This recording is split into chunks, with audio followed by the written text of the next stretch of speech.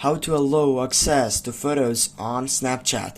Firstly, when you take off on that selection, what is the most important thing to know right here? It is that on your Snapchat application you don't have that sign permission. But if you get off from here and you go to your settings side on your phone, just go on your settings on your phone.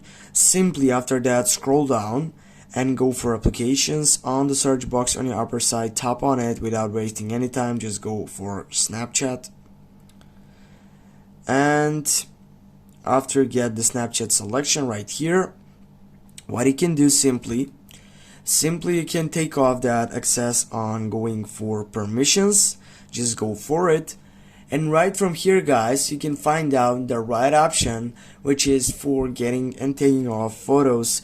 Firstly, it is for the storage on that system, and the second one, it is for camera. Right now you have get that off, but if you want to take off and get allow access to photos on Snapchat, turn on the camera section and turn on the storage system, which is the most important one in this app permissions system.